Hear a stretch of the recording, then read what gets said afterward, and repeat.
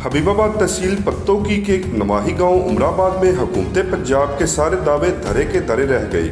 जहां पहले ही बच्चे स्कूल जाने से डरते हैं और महंगाई के मारे बच्चे सस्ती तालीम हासिल करने के लिए गवर्नमेंट स्कूल का रुख करते हैं, तो लेकिन कुछ ज़हनी मरीज असातिज़ा की जानब से स्कूल में बच्चों को तशद्दुद का निशाना बनाया जाता है। ऐसा ही एक वाक़या हबीबाबाद के नवाही गांव उमराबाद के गवर्नमेंट मॉडल प्राइमरी स्कूल में पेश आया। बच्चे की छोटी सी गलती पर टीचर ने बेरहमी से तशद्दुद किया। तशद्दुद के साथ साथ गंदी और बेहुदा गालियां निकालता रहा।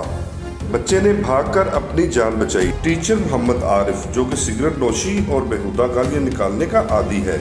स्कूल में बच्चे और इलाका मकीनों का कहना है कि टीचर मोहम्मद आरिफ ने पहले भी कई बार स्कूल के बच्चों को तशद्दुद का निशाना बनाया है। स्कूल में सिगरेट नोशी करना और स्कूल के बच्चों और बच्चियों के साथ नारवा सलूक करना मामूल बन गया है।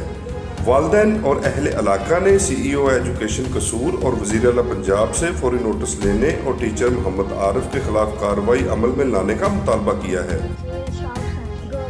गवर्नमेंट स्कूल है, केड़ी क्लास है? 5 से।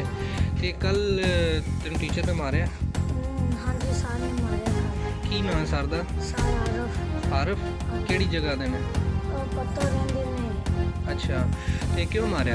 और सामने दुकान ते बाहर खलोता सी, बुआ के सामने दुकान दे मुंडा मजाक करदा पिया सी ते सारे उन मैं कहा कि ना मिर्जा जा थे अंब नहीं पकदे पे ते सारे कह रहे तू मैनू गा के सार मेरे पीछे पड़ गया। मैं टीचर को गया, सारे ने उत्ते मारिया, नाले इन्नियां गंदियां गालां कड्डियां, नाले कह रहा सी जिन्नू लेने ही लेना।